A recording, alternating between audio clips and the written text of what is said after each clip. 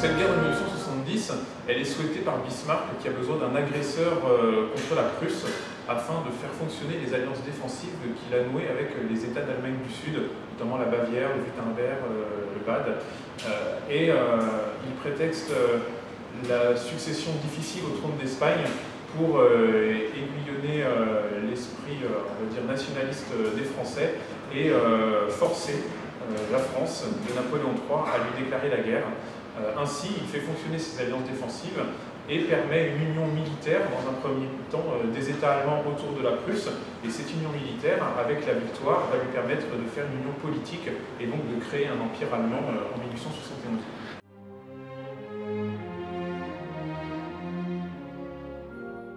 Alors les situations militaires sont assez différentes. D'une part, on a la Prusse, donc un État parmi tant d'autres au sein de l'espace germanique qui a mené deux guerres dites également d'unification, en 1864-65 contre le Danemark et en 1866 contre l'Autriche, à chaque fois avec des États allemands qui lui sont soit alliés, soit ennemis. Et en 1970, Bismarck va permettre l'unification militaire de tous ces États. Ces guerres ont été des succès. Et on a vraiment des victoires marquantes pour la Prusse en 1964 et en 1966. En France, le Second Empire a une politique militaire également, on va dire, victorieuse, en Crimée, en Italie, en Afrique du Nord, en Indochine.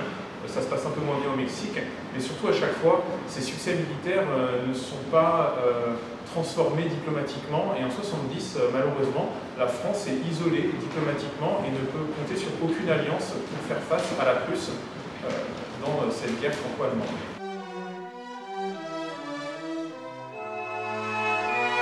Alors encore une fois, l'entrée en guerre va être très différente dans les deux pays. Donc, encore une fois, la Prusse, préparée à une guerre continentale, à une mobilisation, une concentration des hommes et du matériel qui se passe tout à fait bien, qui a été extrêmement bien prévue par le chef d'état-major, le général von Moltke. Et l'entrée en guerre des États allemands, de manière générale, est, on va dire, réglée comme du papier à musique. En France, malgré des tentatives de réforme, notamment les tentatives du maréchal Niel en 1868, l'armée est surtout, on va dire, à l'aise dans des territoires, dans des théâtres d'opérations ultramarins, et on a une mobilisation qui se passe dans la pagaille.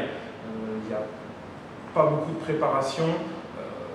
C'est vraiment un épisode, on va dire, raté, complètement raté pour la France, cette préparation à la guerre. Résultat, au début du mois d'août, les Allemands, devant l'attentisme français, décident de passer à l'attaque.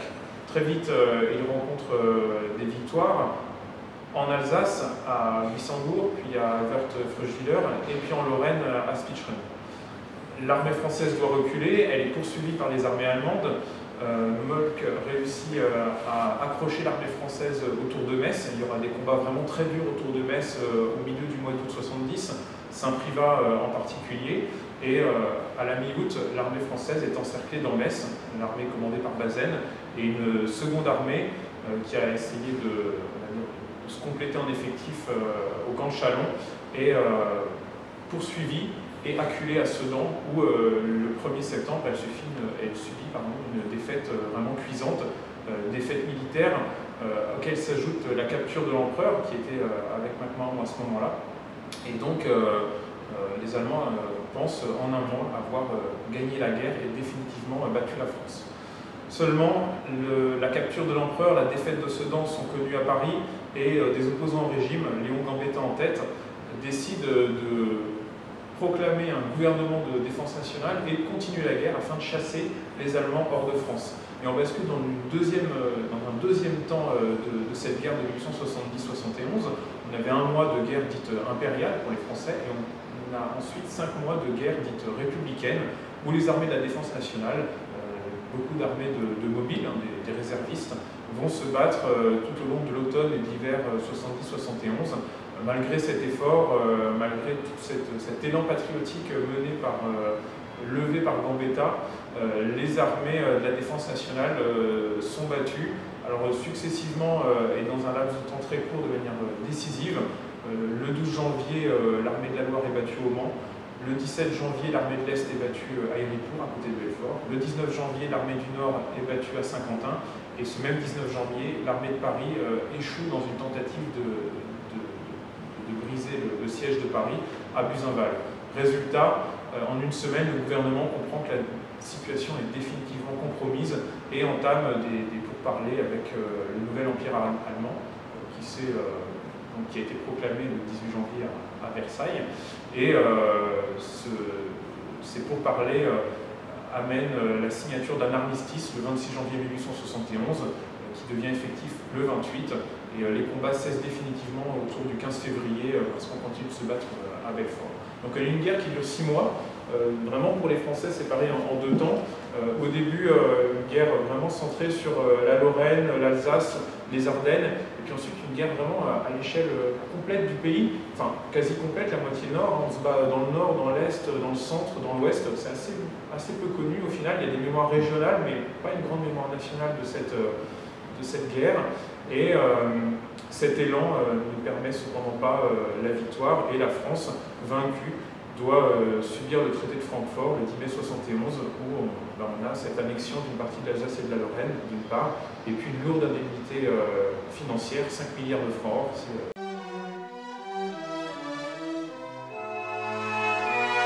On n'est vraiment plus dans une guerre de type Premier Empire. On a 2 Napoléons à chaque fois à la tête de l'armée française, mais ça s'arrête là. Et en même temps, on ne peut vraiment pas associer la guerre de 70 à la Première Guerre mondiale. C'est vraiment deux choses différentes. On est dans cette période de transition où on a des conflits avec vraiment des aspects très modernes, et puis en même temps on continue à avoir ces uniformes très voyants, très chamarrés, un esprit parfois chevaleresque, notamment lorsque les officiers sont faits prisonniers, ils ne sont pas derrière les barreaux, ils sont assignés à résidence dans la ville, mais pas surveillés. C'est vraiment un terme, enfin, un de ces aspects très archaïques. Et vraiment cette guerre 70, malgré le fait qu'on ne l'associe peut-être pas assez à des guerres comme la guerre de sécession par exemple, au final elle est dans ce même tempo de guerre, vraiment de transition. On a comme pendant la guerre de sécession, comme pendant la guerre de Crimée, des bombardements importants qui marquent les villes, qui marquent également les civils. On pense notamment à Strasbourg, à Belfort, Paris, Thionville, Mézières, Châteaudun, entre autres, qui sont largement bombardés par les armées allemandes, dans le but tout simplement de hâter la reddition de la place, parce que les Allemands veulent une guerre courte, ils n'ont pas une économie qui leur permette d'assurer une guerre longue. Donc Bismarck notamment fait peser tout son poids de Premier ministre auprès de Guillaume pour obtenir le droit de bombarder on va dire, la ville, les civils et pas uniquement des objectifs militaires pour hâter la reddition des villes françaises. Ce à quoi, je souligne, Moltke est opposé, il trouve que c'est une dépense inutile d'argent, que ça va heurter l'opinion publique et que de toute façon, à un moment donné, la fin fera son œuvre et la victoire sera tout bout. On a également, dans plusieurs aspects modernes, des questions d'armement. Voilà, on commence à avoir des cadences de tir un peu plus rapides qu'auparavant. C'est le cas par exemple pour les fusils d'infanterie. Les fusils Chassepot pour la France et Dreyse pour la Prusse offrent des cadences de tir bien plus rapides qu'auparavant, offrent aussi la possibilité aux soldats de tirer, de recharger accroupis ou couchés, et ça change vraiment la nature même de faire la guerre pour l'homme. On a également, toujours sur ces questions d'armement, des nouveautés, c'est l'apparition des premières mitrailleuses sur des théâtres d'opération européens, avec le canon à balles, notamment pour l'armée française, puis diverses mitrailleuses qui sont mises en action. Et puis c'est les débuts de l'artillerie anti-aérienne pour contrer les départs en ballon de certains Parisiens vers la province. Les Allemands demandent à Krupp de mettre au point un canon antiaérien, et ce sera pour la première fois que l'artillerie antiaérienne sera utilisée lors de cette guerre.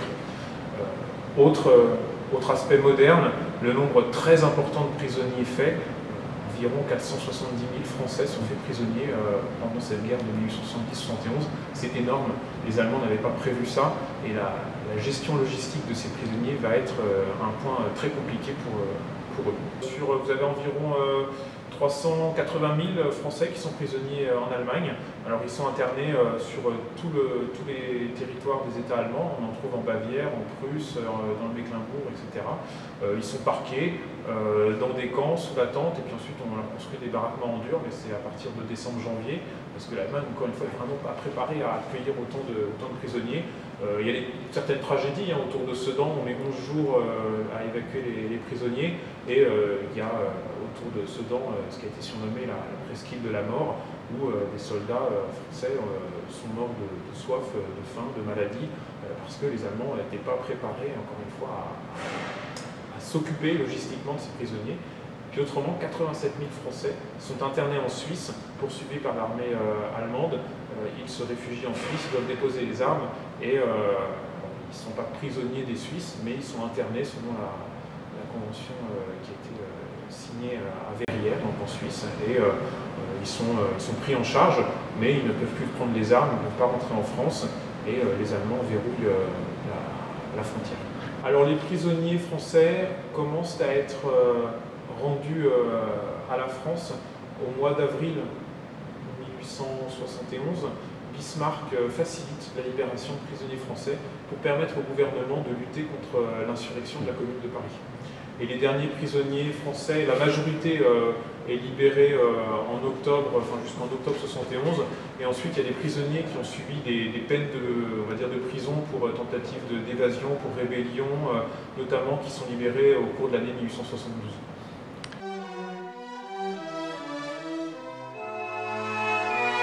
Les conséquences militaires, elles sont nombreuses, j'ai presque envie de dire, elles sont totales. À partir de 1872, il y a une réforme complète de l'armée française. La réforme la plus connue, c'est la mise en place du service militaire obligatoire à partir de 1872, c'est la loi Cissé, et voilà, c'est le début du service militaire que énormément de générations de Français ont connu, qui s'arrêtera en 1996 ou 17, et c'est vraiment la mesure phare de l'après 1871. Il y a également une refonte complète de l'armement. On change l'armement de l'infanterie, on change énormément de choses dans l'artillerie, on change les doctrines d'emploi, on étudie vraiment cette guerre pour ne pas connaître un deuxième désastre. Dès 1872, on sait qu'il va y avoir une guerre contre l'Allemagne, et cette guerre-là, cette fois on veut la gagner, on ne veut pas subir un nouveau Sedan, on ne veut pas subir un nouveau Saint-Privat, on veut le faire subir aux Allemands, mais voilà, et on se prépare à ça. Il y a énormément de choses qui sont faites. C'est la création de l'école de guerre, par exemple, la création des régions militaires, l'instruction des réserves. Vraiment, énormément de choses sont changées.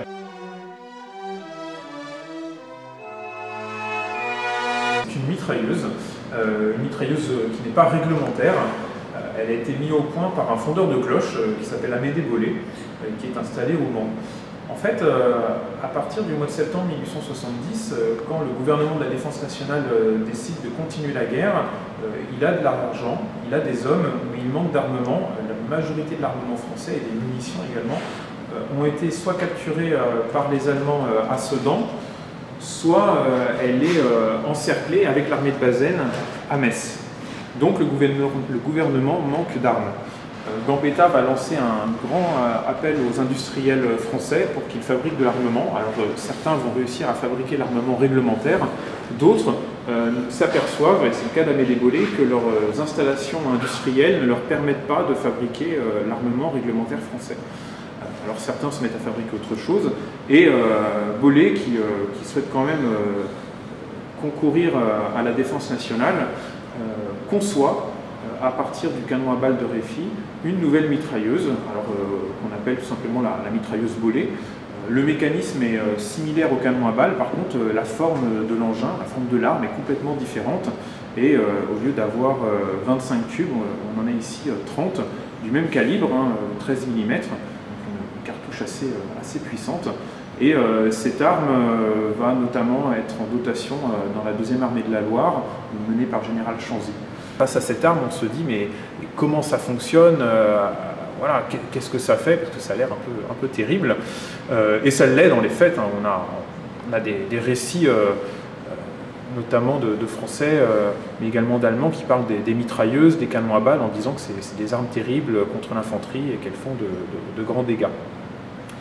Et puis, il y a également, outre cet aspect technique, l'aspect entre guillemets patriotique, où on voit Bollée, mais il n'est vraiment pas le seul, ces Français qui, dans un élan, répondent favorablement à l'appel de la défense nationale et voilà, fabriquent des munitions, des armes, des vêtements, de l'équipement pour équiper ces armées de mobiles. Et on va au-delà de la difficulté, voilà, quand on ne peut pas fabriquer, il y en a même qui se mettent à concevoir des armes pour participer à l'effort de guerre. Alors, on le sait, hein, cet effort ne va pas permettre de renverser la situation, mais ces objets témoignent vraiment de l'élan, on va dire, en faveur de la République et de la France qui a eu lieu en 70-71. C'est une arme qui pouvait tirer environ, enfin bien menée, hein, faut quand même être aguerri et costaud, les chargeurs sont lourds et l'arme est lourde, mais voilà, elle peut tirer environ 150 coups à la minute. Dans la guerre de 70, Paris est assiégé pendant 132 jours et à un moment donné se pose la question forcément de l'alimentation d'une ville qui compte à ce moment-là environ 2 millions d'âmes à l'intérieur de ses murs. Et on a pu emprunter et exposer cet objet absolument extraordinaire, les cornes du dernier bœuf tué pour l'alimentation à Paris. Et cet objet, alors, outre son aspect physique qui déjà est frappant, ce que je trouve vraiment intéressant, c'est le marqueur psychologique que l'on comprend qu'il a constitué. Voilà, le 22 novembre 1870, le dernier bœuf est tué pour l'alimentation à Paris. Et voilà, ces cornes ont été conservées. Et on sent qu'à ce moment-là, on va entrer dans une autre dimension du siège de Paris, que la vie, des choses auxquelles on pouvait se rapprocher pour, on va dire, continuer à vivre, entre guillemets, une vie de tous les jours, c'est terminé. Et le bœuf, manger du bœuf, qui est une action, on va dire, commune pour les Parisiens de 1870, à partir du 22 novembre, c'est terminé. Les Parisiens vont essentiellement, à ce moment-là, jusqu'à la fin du siège, manger du cheval. Beaucoup de chevaux ont été parqués dans Paris et les Parisiens vont manger énormément de viande de cheval à partir de cette date. Et cet objet est vraiment un marqueur important. On comprend qu'il a été conservé et on est vraiment très heureux de l'exposer dans cette exposition. Le musée de l'Armée a la chance de conserver cette nacelle de ballon. Alors c'est le ballon qui s'appelle le Volta. Donc il y a vraiment, c'est une vraie nacelle, pas une reconstitution, qui a participé à cette épopée du siège de Paris. Et cette nacelle a une histoire bien connue d'une part et un peu particulière par rapport aux autres ballons. La majorité des ballons sont affrétés par le ministère des Postes pour envoyer du courrier de Paris vers la province. Et celui-ci a été affrété par le ministère de l'Instruction publique pour permettre à l'astronome Jules Janssen d'aller observer une éclipse solaire en Algérie. Alors ça peut sembler incongru, hein, c'est vrai, il n'y a aucun aspect militaire, stratégique dans cette action. L'aspect il est surtout politique. Le gouvernement de la Défense nationale veut montrer que la République française continue de rayonner dans le domaine des sciences, qu'on subit la guerre, certes, mais que voilà, la guerre n'est pas uniquement le quotidien des Français et que la France continue de mener des actions à caractère scientifique. Et donc Jules Janssen et son aéronaute, qui est un marin, Julien Chaplin, s'envolent de Paris, de la gare d'Austerlitz, le 2 décembre 1870 à 6 h du matin. Et ils atterrissent à Bouvron, c'est entre Nantes et Saint-Nazaire, le même jour à 11 h 30, sans encombre, avec donc leurs 4 caisses de matériel scientifique. De ce point, Janssen rejoint Marseille par le train, Oran par le bateau, et peut observer l'éclipse solaire et continuer ses travaux sur les protubérances solaires. Alors c'est d'autant plus important pour lui que, alors je vais peut-être employer des mots anachroniques, mais c'est un projet européen à l'époque. Janssen travaille avec d'autres astronomes, et voilà, c'est important encore une fois que la France continue de montrer aux autres États, au Royaume-Uni, à la Prusse, à l'Autriche, à l'Italie notamment, que voilà, elle continue d'être là sur la scène scientifique.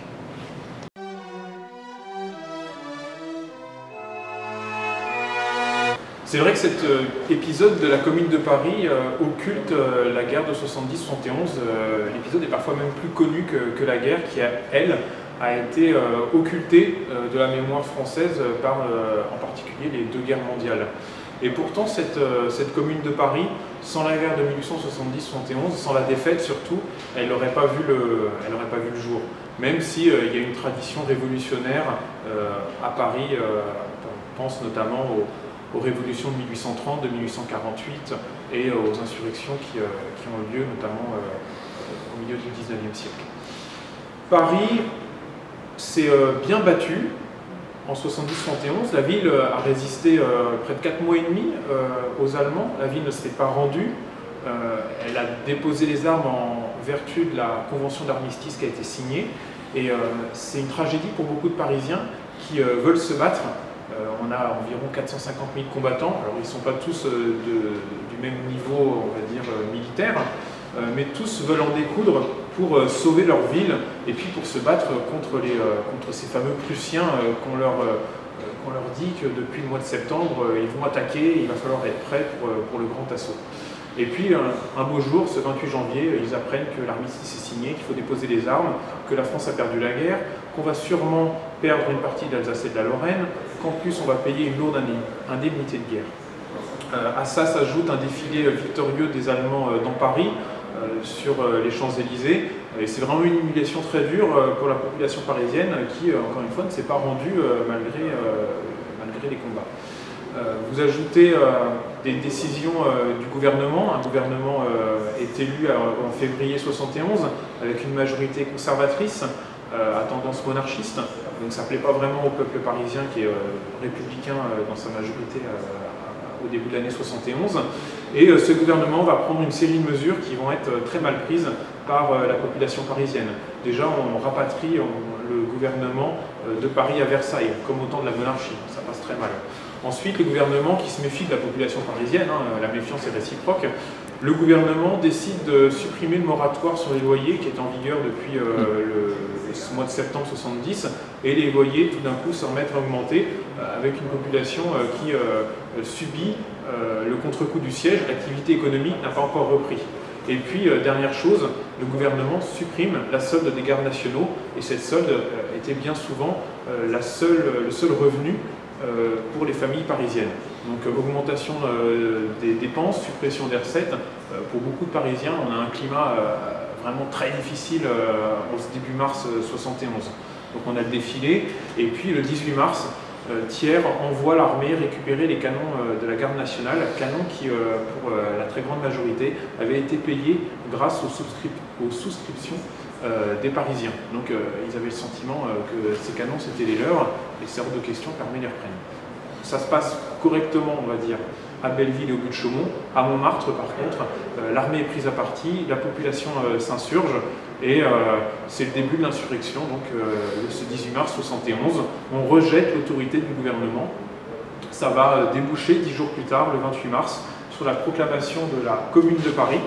Alors cette Commune de Paris, elle est proclamée par la Fédération républicaine de la Garde nationale, qui se réclame toujours de la République française, mais rejette l'autorité du gouvernement élu, constatant qu'il est incapable de sauver la France.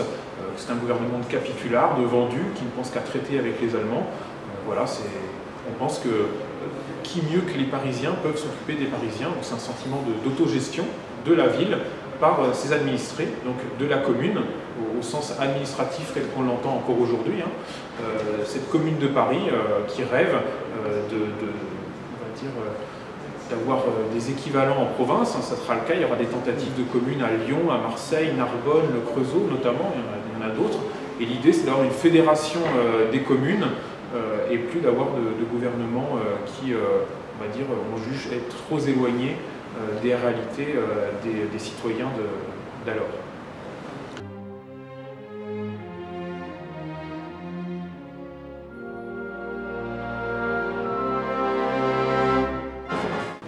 Alors l'importance militaire, elle est très grande parce qu'on va déboucher sur une guerre civile.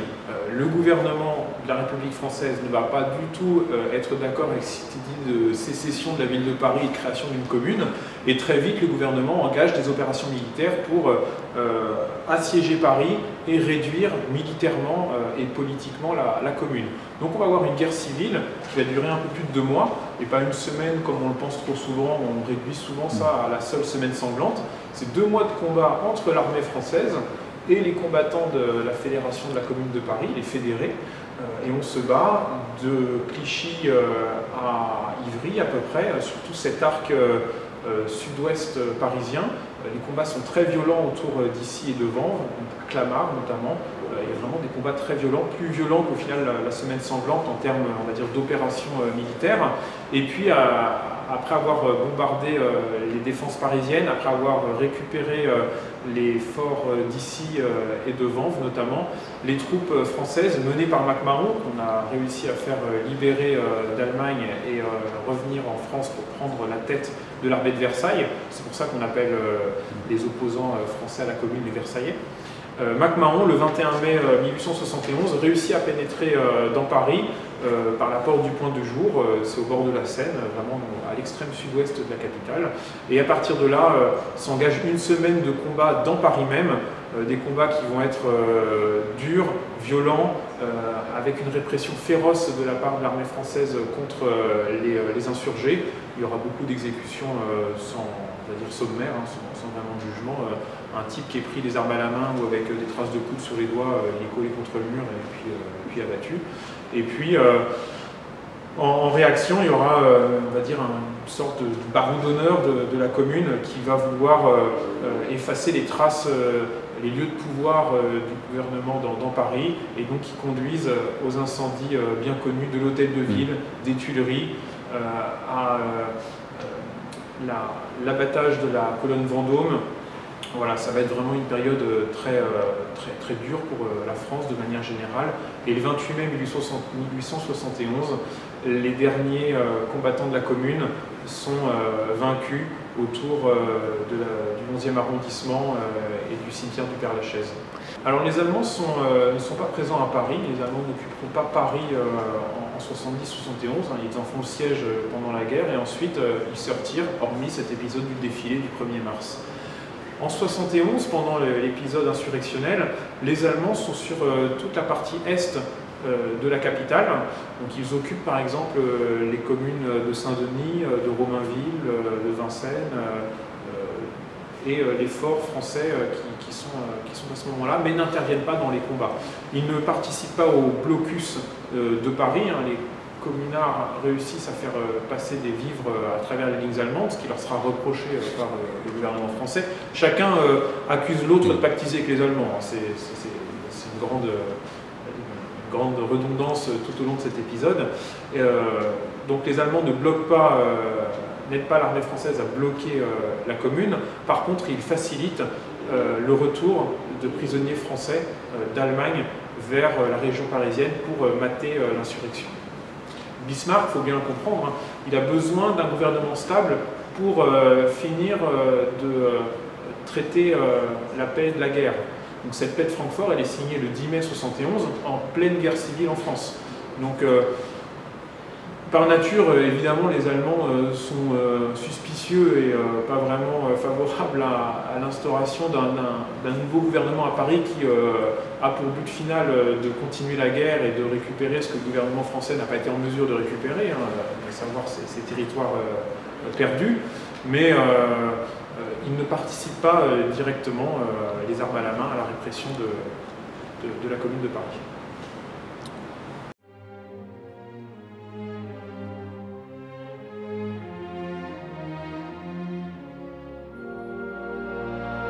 Ce tableau, c'est l'une des icônes de la guerre de 1870-71.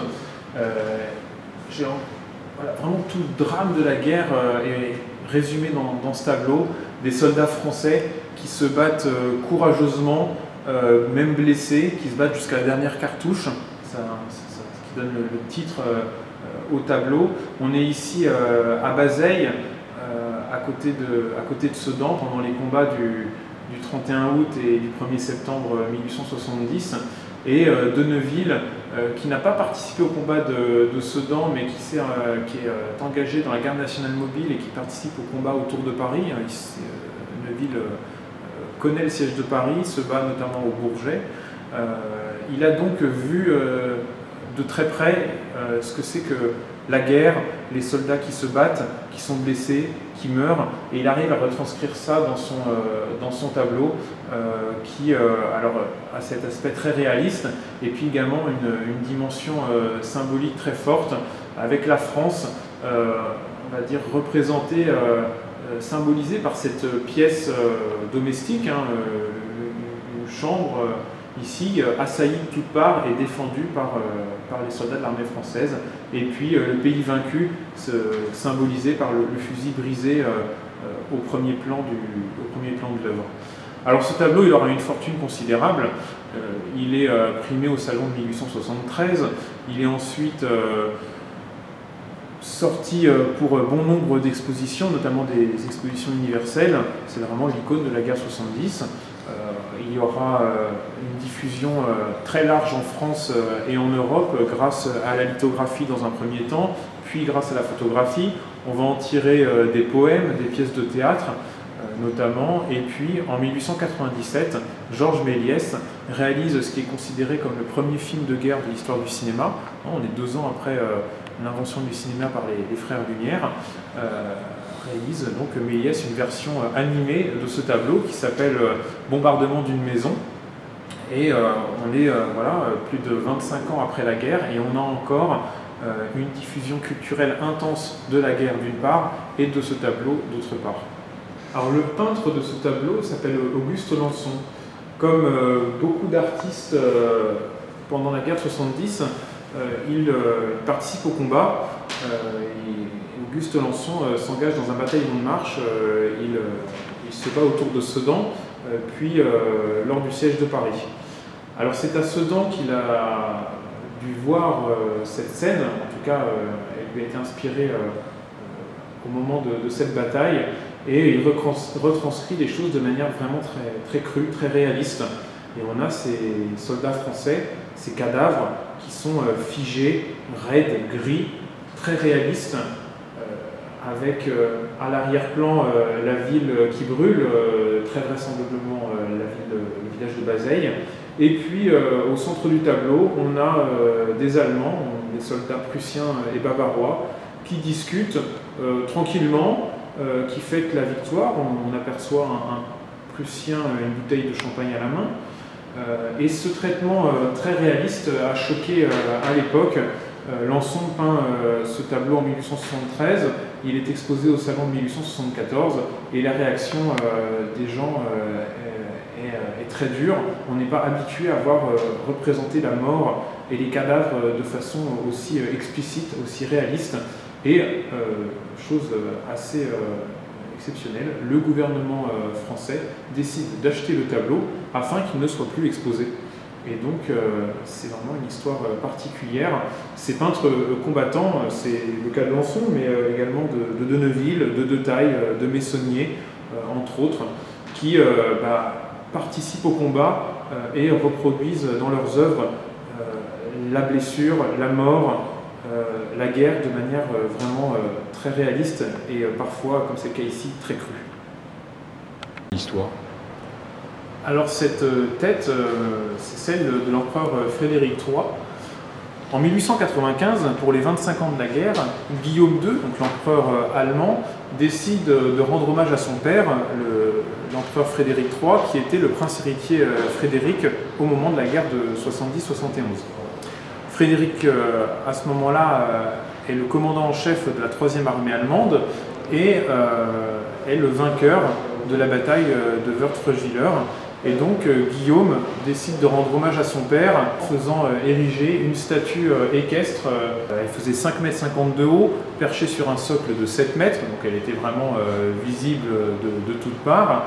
Voilà, elle a été inaugurée pour les 25 ans de la victoire en 1895. Elle reste en place jusqu'en 1918, et puis en 1919, dans cette vague on va dire, de dégermanisation des territoires annexés qui viennent d'être recouvrés, les Alsaciens mettent à terre la statue équestre de Frédéric III. La tête est déboulonnée, elle est récupérée par les monuments historiques, et donc elle est parvenue jusqu'à nous. On avait vraiment à cœur de l'exposer parce que d'une part, comme vous le disiez, on a on évoque ainsi la mémoire allemande de la guerre, mais également cet aspect, on va dire, continu de la guerre 70 qui trouve un écho encore en 1919, où on a justement des monuments qui rappellent la défaite aux Français qui sont mis à terre. C'est quelque chose qu'on a souhaité faire globalement dans l'exposition de manière générale, d'avoir un regard franco-allemand, de ne pas présenter la guerre 70 uniquement comme des défaites françaises, c'est aussi des victoires allemandes. Voilà, on a tenu à l'exposer, à montrer des objets allemands, des objets français,